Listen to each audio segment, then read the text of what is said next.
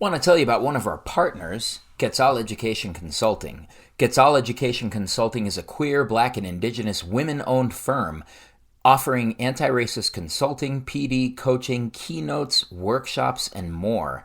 Their newly released Abolitionist Teaching Workshop series coaches and prepares teachers to further develop abolitionist practices in the classroom.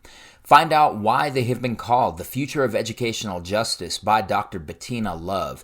You can book a free consultation with Quetzal by calling 510-397-8011 or visiting quetzalec.com. That is quetzalec.com. And if you mention you heard about them through Two Dope Teachers, you will receive a 5% discount on their Abolitionist Teaching PD series. Once again, you can book them by visiting quetzalec.com on their Connect With Us page.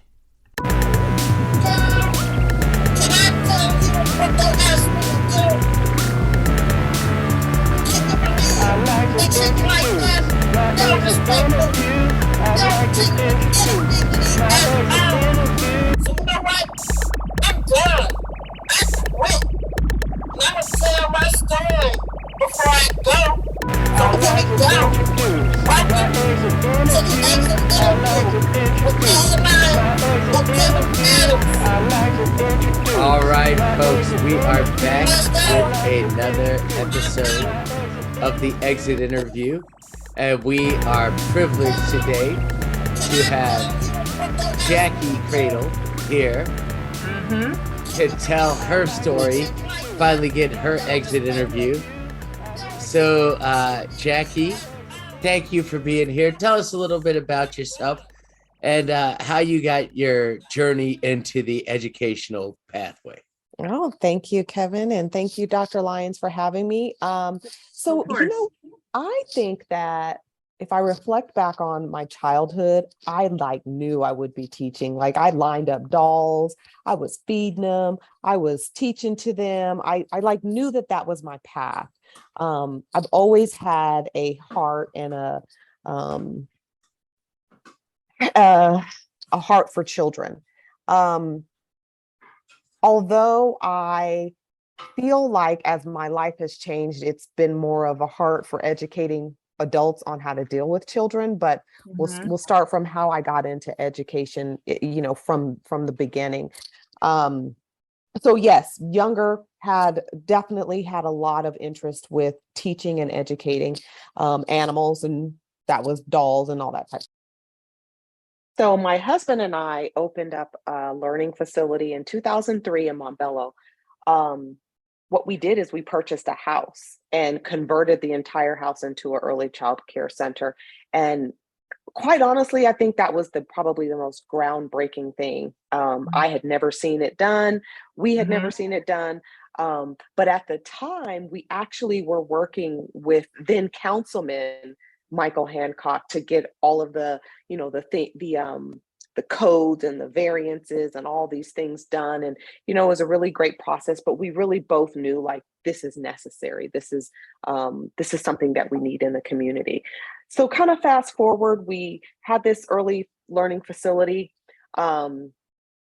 stayed completely at capacity, couldn't get kids in, couldn't get kids out, right? We couldn't even get rid of kids. So we said, we got to do it again. So we opened it, we bought another house and did the same thing. And so we had school-age children in one, younger children in another, took kids to and from school. We did some groundbreaking things. We purchased a limousine, drove kids to school in a limousine. Oh, wow. Tell me about it. That was so cool, right? Parents were oh, we want to ride. We want our kids to go in the limo. It was just really giving that experience and that, giving kids something to just really look forward to, right? You are worth it. So years later, we purchased a facility and transferred all the children into this facility, which held all of the kids. But as we've been doing this, keep in mind, it's 2003. I'm coming into 2017, 2018, and I'm a director and I'm helping in classrooms, but there was just this piece of of me that didn't feel like I was growing. I felt like I was kind of just teaching and leading, but not necessarily even growing in this field. So I decided to take a position at another organization as a professional development coach. And then I felt like, okay, I can help other centers and other sites and talk about quality, but I could also kind of have my cup filled as well. Sure. And then COVID hit, right? And then the George Floyd murders happened, and the Breonna Taylors happened, and it was just this big whirlwind of things that, you know, just evolved and continued to happen. And as I'm at this organization, I'm sitting in this big conference about these things that are happening, right? Yep. And nobody said anything about the murder of George Floyd, like not a word. We're in this meeting, we're having this conversation, and inside I'm like, is anybody going to say anything about this? Are we going to stand in any kind of solidarity? Are we going to, because this is a murder of a Black man, and this is affecting people of color, not just Black people. This is affecting people of color, because not only had this just been a televised murder, right? This is one of many that had already happened to other people of color, right? So as I'm in this meeting, the first uncomfortable moment was the silence. And I was like, ooh, not sure about this place, because I would have already had said something, right? Like, let's not overlook this. So towards the end of the meeting, I said, you know what? Your silence is offensive to me, period. I can't hold it. Your silence is offensive. The fact that, you know, it's not that, you know, I just won't say anything. No, you need to say something. Like, you need to stand for something, right? So that kind of happened. A couple months later, they had posted this position for director of diversity, equity, and inclusion. And I was like, huh. And at the urging of the CEO, she's like, hey, I really think you should apply for it, blah, blah, blah, blah. And I was like, I didn't even know this existed. Like, okay. So I applied for the position, and I became the director of diversity, equity, and inclusion, right? And was it by default? Hold on one second, Jackie. I want to point something. I want to back up a little bit to this idea. I was just processing it. That's why it went right past. It's this idea of silence, right? Kevin and I have interviewed so many people who've talked about the silence of employers, Yep. the silence of coworkers, folks who just, they'll tell you, I didn't know what to say, or I felt bad, or whatever. And it's all over the country, same situation, right? Where people, you know, and maybe this is not the story you're telling specifically, but for some folks, it's that they are experiencing push out their school, and those who know it's happening don't say anything. They become like shut out, right? And so people feel like almost like they have leprosy, right? Like, don't talk to her, don't look at her, you don't want to be associated with her or him or whatever, or them. And it really, that silence, like you said, it's like deafening.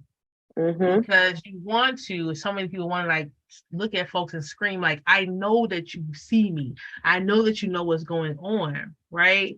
So I find it interesting. I just want to ask, I know you're talking at this point in your story about this DEI position, but when you said that in this conference, how did people react?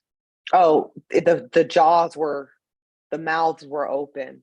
Right. No, and here's the worst thing is nobody like even addressed that. Right.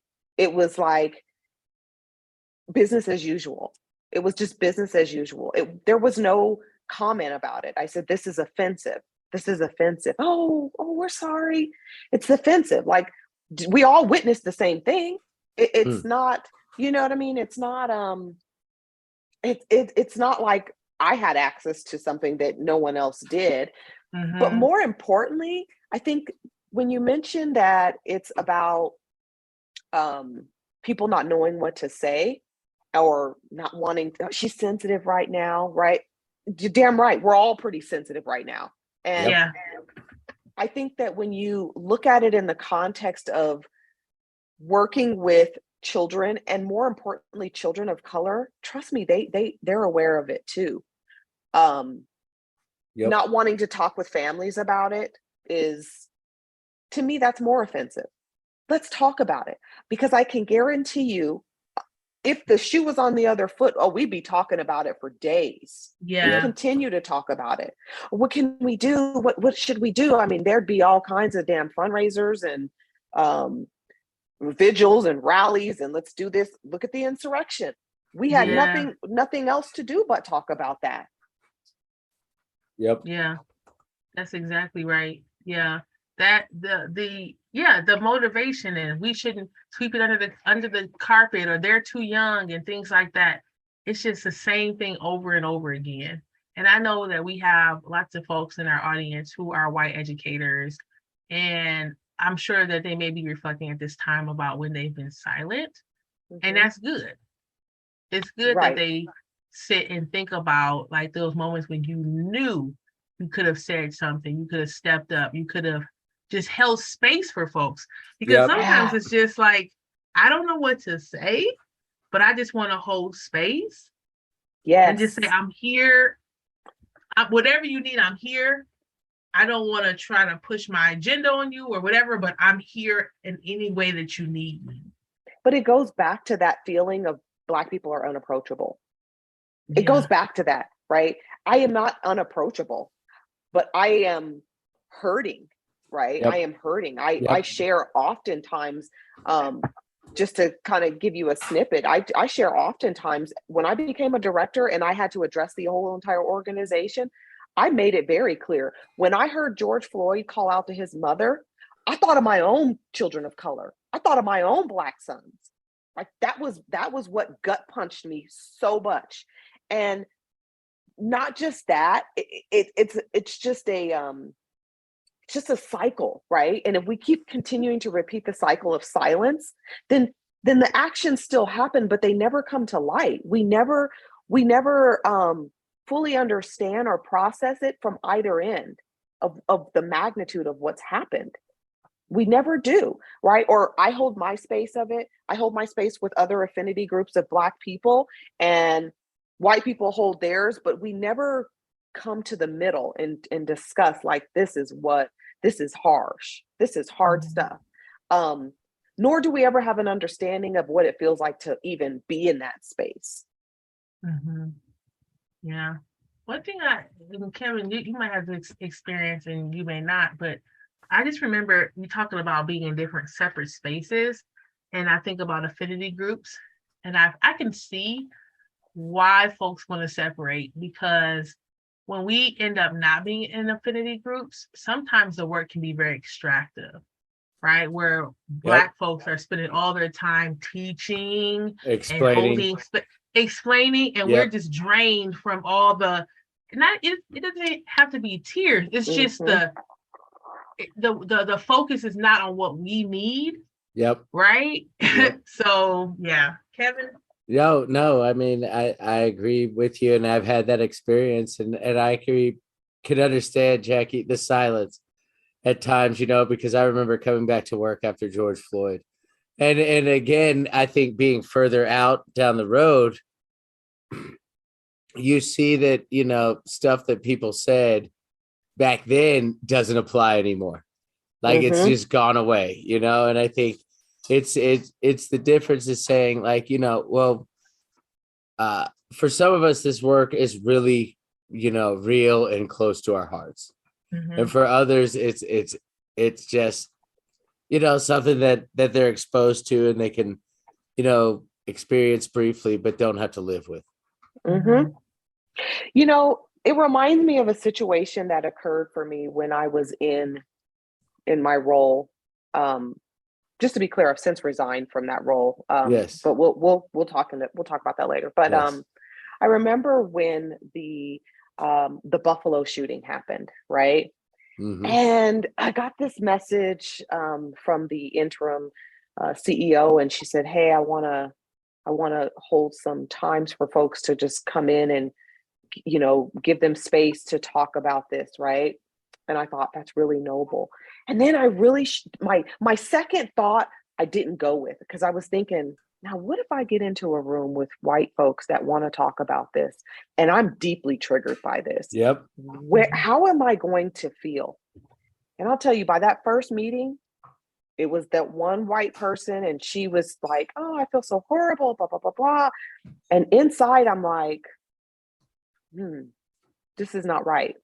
I can't be in this space, because you need to process that with her and not with me, right? And I kind of kept, against my good my good mind. I should have just got off the call, but something said, let me share with you. She's like, I'm Jewish, blah, blah, blah, blah. And I said, you don't have to wear you're Jewish. You could go anywhere. You're white.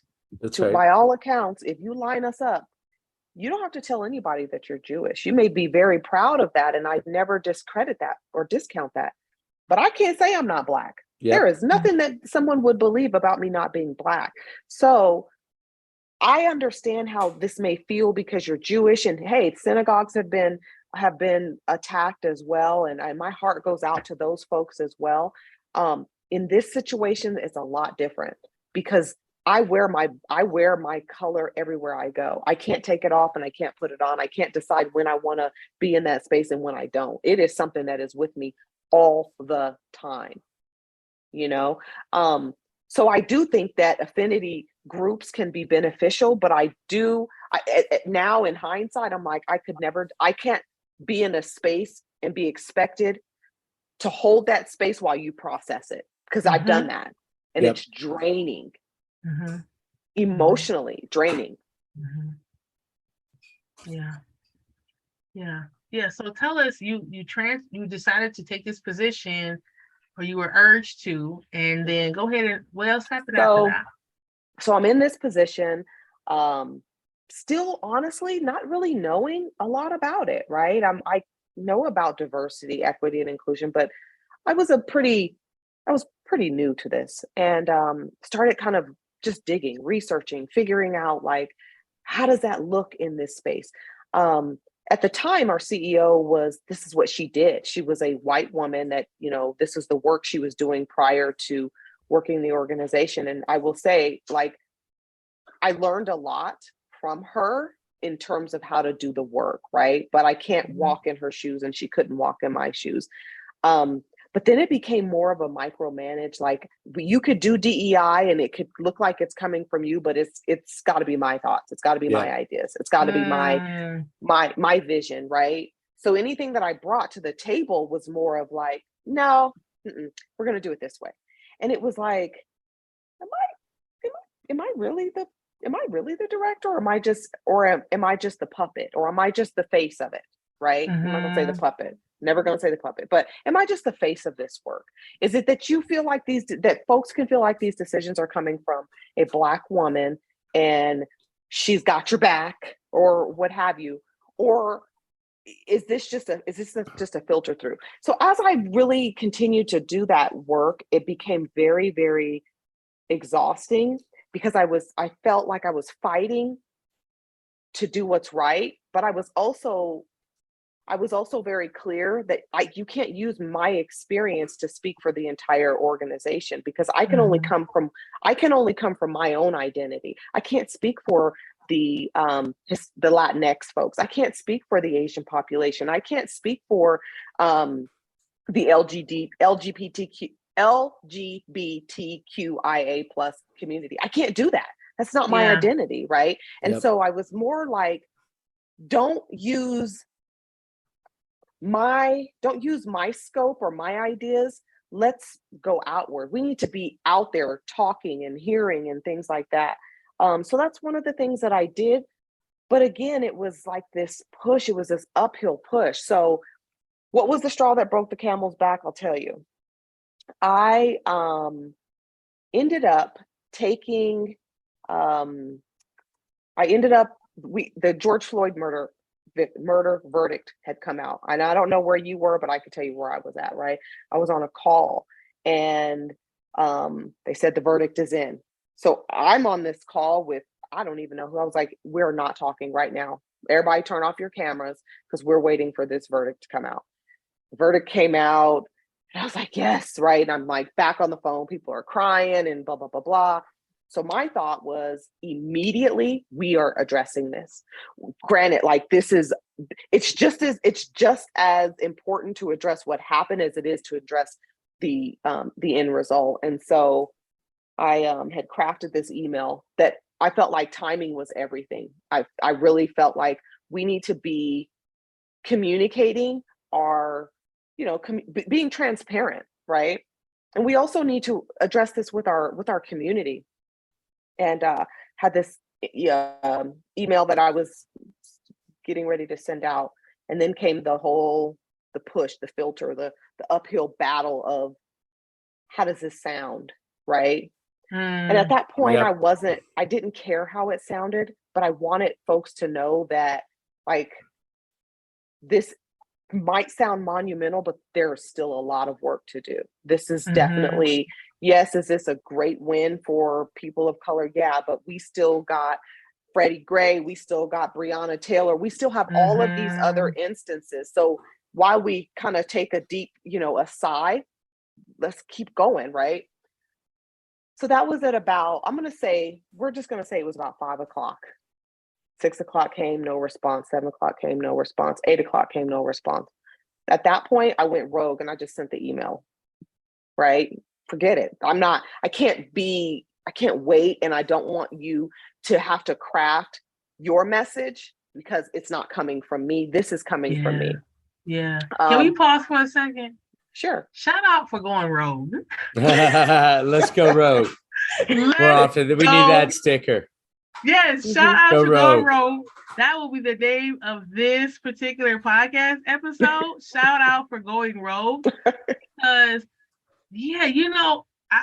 it's been so many instances where that waiting for someone, specifically in my situation, white women, to say what I can and cannot do in regards of race and protecting my own body, my own lived experience, where it's just like, I can't wait. We're going rogue. Let's do it. Like whatever happens on that end is going to happen. But like, shout out for you for going rogue. I know that the audience is probably like, Asia, shut up. I want to hear what happened. But I just wanted to pause that to say, yes.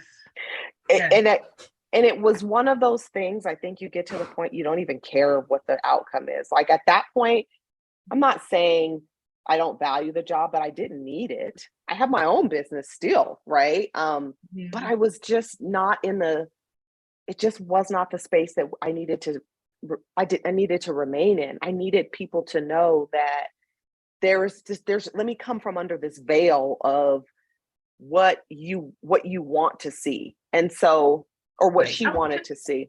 Can I just say one more thing? Mm-hmm. It's interesting that you're thinking about this as you were ready to push the send button on this email, that you automatically went to, I could probably lose my job. Oh, I knew I could. Matter of fact, I was for certain of that. And whenever we do anything, that's like the feeling. I feel like we come at it. It's like, if I say this might be it today, but I got to say it. It has to happen. I can't return your silence. Just won't do it. I'm not going to return your silence. And and you were the DEI. You were the DEI. I'd imagine the way I'd imagine why you'd hire a DEI is that you'd want your voice at that moment, right? This is where we need your voice. We need an understanding of how we need to think about this and how it impacts the work that we do. Because, I like you said, when we have these feelings as Black educators, we're saying that something impactful has happened. And it needs to be addressed with our students, because if it's having an impact on us, we know it darn sure is having an impact on them. And their parents too. Yep. Yep. And their families. But it can't be your voice. It can't be my voice and your thoughts. Yep. It can't, because you're coming from a different space. I'm coming from a space of how I felt when it happened, but I can't give, I could no longer be the face and somebody else be the voice, or the thoughts. I'm sorry. I could no longer be the voice and someone else be the thoughts. It was just not there. And I she sent me a message. Matter of fact, no, she sent me a text message. This was after the text message. It was just, I thought we were going to talk this over, but I had received so much other support from folks like saying, thank you so much, blah, blah, blah, blah, blah. But because it wasn't approved, Yep. that was the problem. But at that point, I was so beyond it. I was so like, so what if it ain't approved? It's sent. Yeah. That's right. Send, that was one of the situations. And then it just awakened me at that point saying, you know what, I don't think this is me. And there were just, there were some other things that the CEO, which I feel like this is one of the challenges in this arena, is that they were giving employee increases, right? They were increasing it for cost of living and just some other things, and just trying to, retain early childhood educators. And she had this whole thing crafted, and she had sent it out like on a Google Doc to all of the leadership. And at the bottom, it was signed her name. And I said, "You're sounding like a white savior. I've heard you. I'm coming in. I've heard what you said. I, and I'm doing this, and I'm approving this, and I." And I said, "You are not the only person. This could not have been approved by you and you only. There are so many other people who happen to be Black leaders that you need to include them in that. It's not just a I thing." And, I said, "This sounds like more of a white savior." Offended. I am going to add their names. All right. But I'm just telling you what the optics are at this point, you know? She since resigned, right? During this time, she resigned. And that was kind of a sigh of relief, because there was so much that it was like heavy. It was heavy. Yeah. But she was soon replaced. Then I got shifted, and I started working with another person who I thought was like, oh, she's a person of color. Boom. We got this. It was worse. Can we, I've been doing a lot of pausing here. I have been. I'm just trying to get in where I fit in. It's not my story. But the person of color and the expectations that we have for people of color and what they sometimes show up and give the community, math don't math. Nope. The math don't math. This just like this the proximity to whiteness, this need to be. It's a real thing. It's a very real thing. And it will play out all the time. Yeah. It will play out over and over again. Yeah. And I feel like Asia, we've heard this story before, and I imagine we'll hear it again.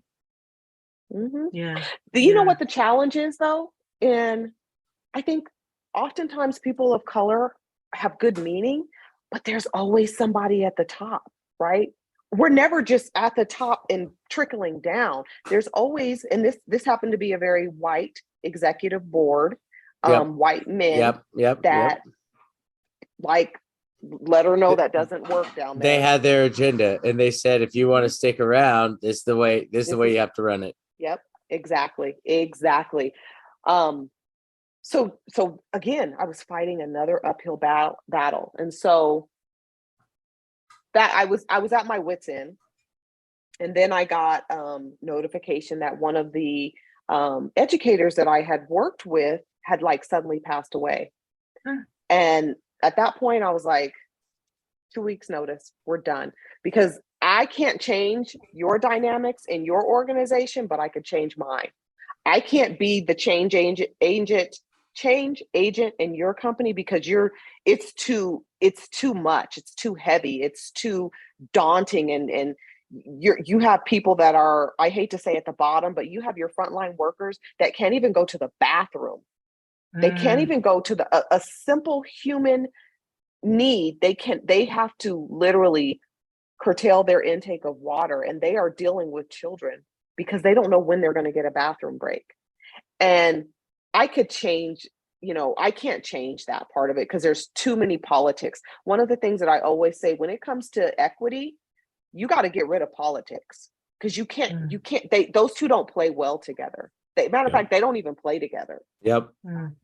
So, it made me rethink everything that I was about, what I was standing for, and what way could I make an impact, not with the least resistance, but how could I make a change that was long lasting but still serve children. And that was to go back to my own gig and continue to just build that gig. Now, I never got rid of the diversity, equity, and inclusion bug, because honestly, in that moment, I knew that that was my life's purpose. I knew that that was what I wanted to do. But I was like, if I've opened up my own business, if my husband and I have been in this business for over 17 years, why can't I just do this on my own?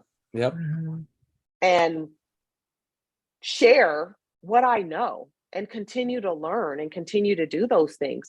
But I can't do it in this space. And so we gotta put a pause, because I can feel you coming to this next set of questions. We're gonna go to a commercial break, and we'll be right back and finish up our interview. Thank you so much, Jackie. Now, Jackie was going to give us all the tea before we were ready, right?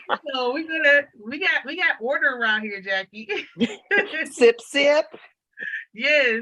So before you tell us what you're doing right now, for those in the audience who are working in organizations and school districts and unions and places that support educators, specifically Black educators, what do you think are ways that districts and other places can retain Black talent, retain Black educators, if you feel like that is a possibility? You want to know, I'm telling you, we're leaving by the droves, I think, because we don't see ourselves, right? Kids don't see us, right? Yep. We're always in positions that require the most of us, but give the least back. And we don't see a lot of Black educators in leadership making decisions. I don't even in my role as a coach, I don't see many Black educator coaches. And nope. I see a lot of white educators, and I see a lot of white coaches, professional development coaches. But wouldn't you feel more connected to somebody that shared your identity? Because I know when I had a white coach or educator coming in, I was like, man, I don't think you know this community. Yep. I don't think you know these children. I don't think you know what this community needs. Because not only are you just coming to me, but you haven't asked anybody. You haven't talked to my parents. You haven't talked to my kids. You're asking me something in the space that I just hold, right? I don't even know that. I don't know that all the time, but we don't see ourselves, nor are we in positions to be seen. And I think that what's happening now is, especially in our education system, we are still very, very white dominant culture driven. We are still living in that. We are still living in a systemic racial oppression system, and it is benefiting who it was designed to benefit still. And we may recognize it, but we're not aware of our power to make change. And so therefore we say, you know what, this can't be a space that I continue to fight. The one thing that I will say is the educator that passed away was a big advocate for Black and brown children, for gifted and talented children. Like, she was a fighter for those children. And they had a space, right? They had a space that they weren't deemed to be rambunctious or yep. she's challenged. Yep. It was Jerry Grimes, really amazing woman, amazing pioneer. And like I say, that her death really was a blow. It was a blow because now we know that our Black and brown children, the rate of suspension, the rate of just even adultifying our young Black girls, all of those things is so it's so common. But as as Black educators too, sometimes we do the same thing to them, right? We do the same thing to them, but I think we're also tired of fighting. I think we're also tired of fending off what's inevitable, right? Fending off a system that is so deeply ingrained in the fabric of our country that we see no end. We see no end. So we're all, I know for me, I was sure retaliation would be something, right? Like, let me write her up. Let me let her know, she's on her way out. Let me do this. Let me do that. And let me just share this. When I resigned, guess what happened? They asked the next Black girl. They asked the next Black woman to take the work.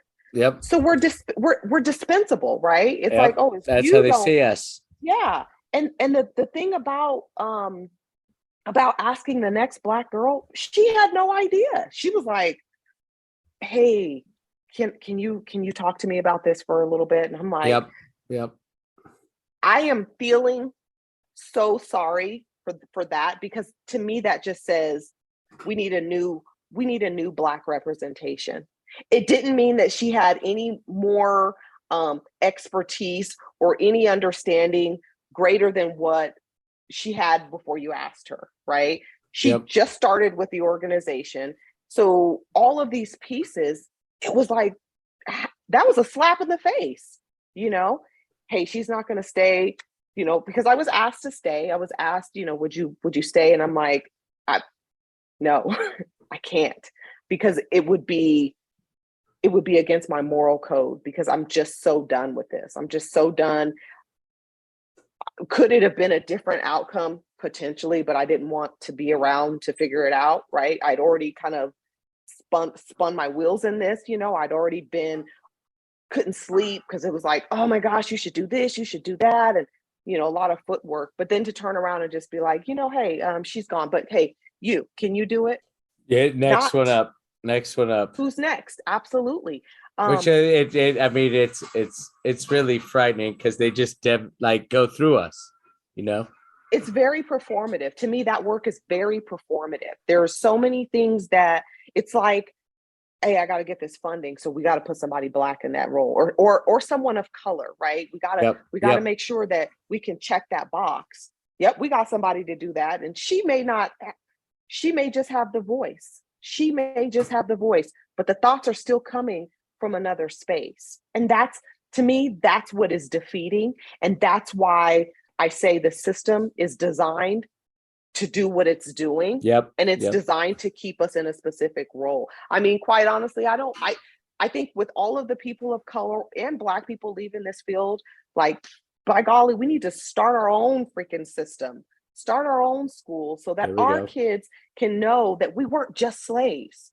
We were kings and queens, right? That's right.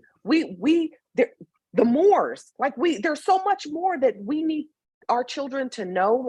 I can't keep having you come in here and feel like a second-class citizen or defeated, right? My husband shared with me, he remembers when they talked about slavery, the embarrassment, right? Where people were like, oh, you used to be a slave. That wasn't the whole story. So when we talk about critical race theory, come on, why are we fighting this? You got to own up to what you did. That's why they don't want to. They don't want to. And we want the system to not do it either. We don't want, I feel like we didn't want our children to know their value or their worth, right? Because that would be too dangerous, right? How dare you know that you were worth more than what you came in here at? So that's why I say we leave this field, because potentially we don't see ourselves, and we don't see a way to see ourselves at all. So you have left the field. Tell us, this is the best part, one of Asia's favorite parts of the podcast. What are you doing now that you have gotten free? Woo! Hallelujah. Yes. So I still have my own early learning facility. That is my joy. That is what I am doing now. I have opened up my own diversity, equity, and inclusion nonprofit organization. So I work with organizations. It's called the Cradle Community Resource Center. Right.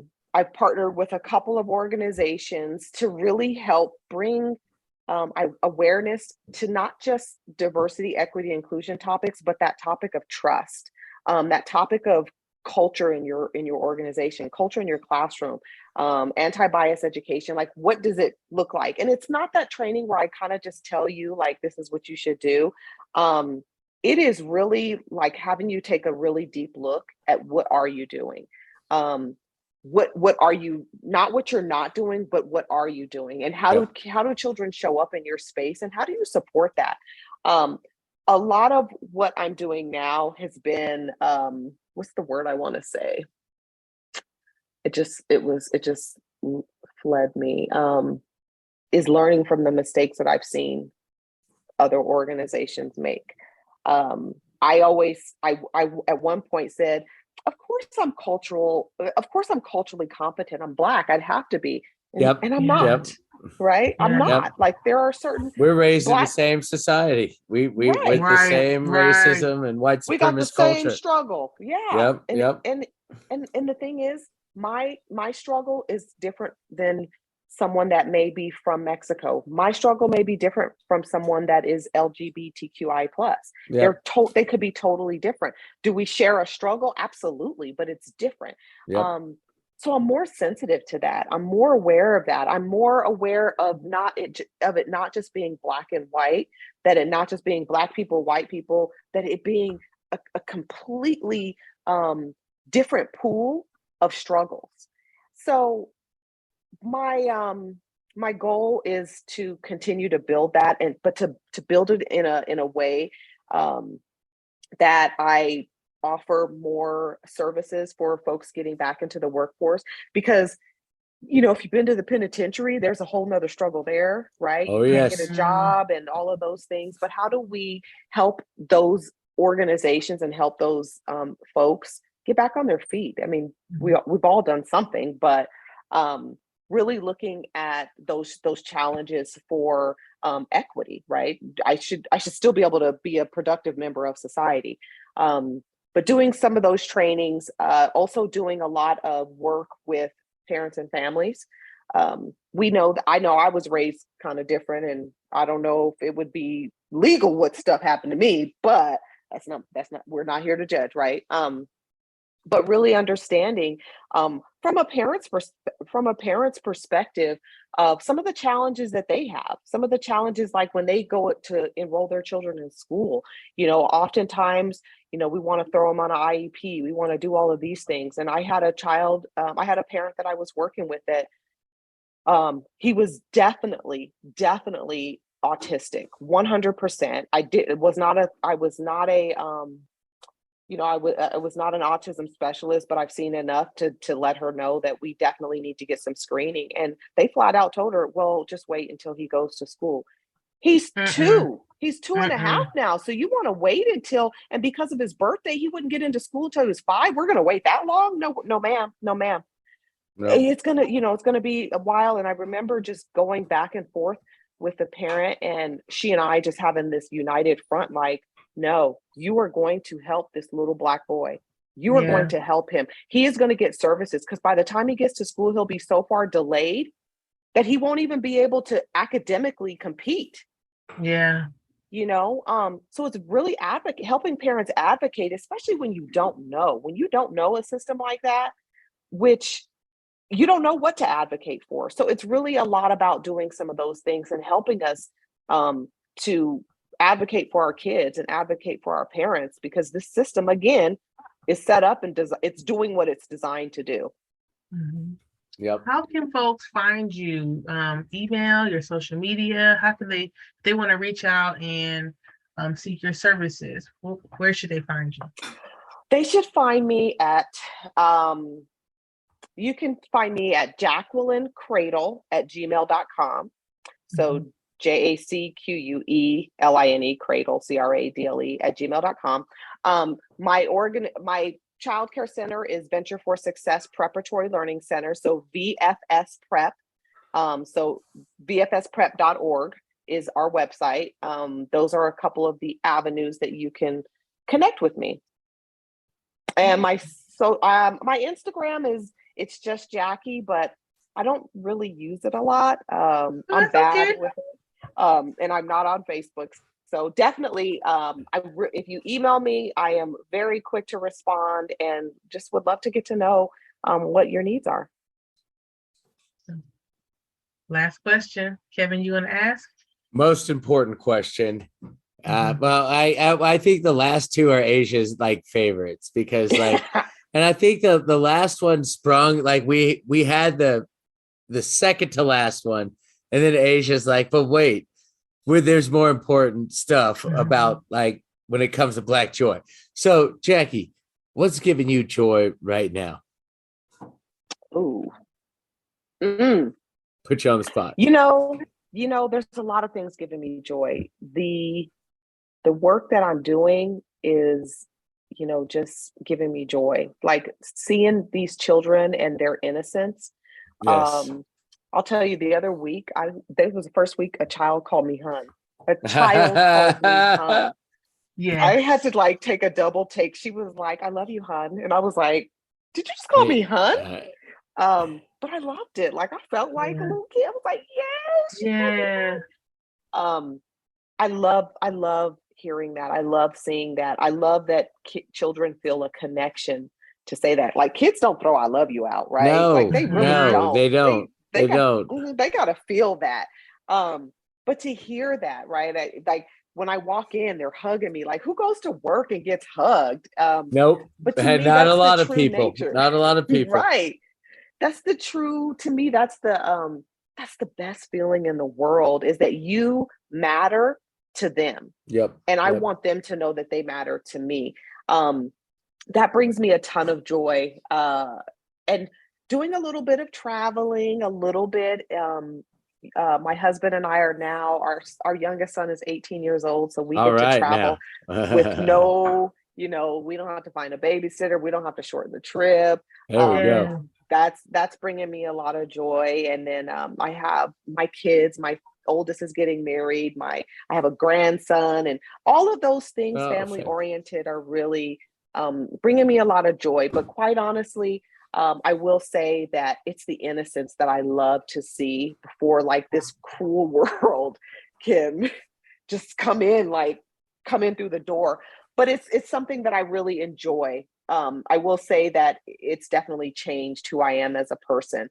I'm a little more sensitive now, but I definitely I see what continues to propel me is that I see the need. I see what what it feels like for a child to know their worth and their value. And that's what I want them to like. I want them to bust into school like, I'm worth it. What are you going to do for me? Give me what I deserve. Give me what I deserve because I know what I deserve and I know my worth and I'm amazing and I'm all of these things. And that's what I want them to walk into school with and not be able to, not have to sit back and just accept it. So that is what's bringing me joy. I know that's a long list, but I got a lot of joy going on.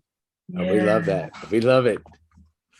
Yeah. Yes. Well, folks, another fantastic episode of the Exit Interview. Thank you so much, Jacci, for coming on and talking to us. And like my final reflection is it really came full circle for you, right? Where you started with your childcare center and you're back in the same space, but in a whole different way of thinking about it, right? And adding that 2.0 with your consulting business. And I'm sad that the organization that you were with and folks in general out there are going to miss out on something and someone so phenomenal. But your children who are in your childcare space and the learning space that you provide get more of you, and that's awesome. I love that reflection, and it's so accurate. I came back a different person, and yeah, isn't that what life is about, though? Right? Is learning and then coming back like I'm different. That's right. Yeah. That's right. That's what it's got to be about. Yeah, absolutely. All right. So thank you so much, and we will see you all on the next episode. Bye. Bye. Hello, y'all. Welcome to the Exit Interview. Woo-hoo! Dr. Lyons, how are you doing tonight? I cannot complain. The sun is already down because it's fall. I'm in my house and warm. Did you turn your furnace on yet, Kevin? Because I sure did. Yeah, we did. And you know what happened? You know what happens when you turn your furnace on after The house stank? It didn't turn on. It didn't heat up. So we had them to come out. They did some repairs. So it's running now, but the first night it was cold. I got home, I was like, why is it so cold? Oh no. Yeah. Yeah. Our trusty Dusty is literally the age of the house. And our house was built in 84 and it turned on like a gym. But you know, it smelled like dust. The whole house smelled like dust for a good bit. But yeah. So another fire episode, Jacci Cradle. Yes, Jacci. I think the people will appreciate this episode. There is some solid gems within it. And as we were talking off mic, it's all some parts too predictable. You know what I mean? Yeah. And then with her, you know, a lot of folks we talk to, most folks are working in public school systems. And she worked in a preschool system that was not run by a public school. So like Kevin and I were talking about, it's just the same thing, private or public, charter, small, large. We just keep finding the same pattern. That's super unfortunate. So we'll just keep on helping folks to amplify their stories. That's it. All right, tune in for this episode.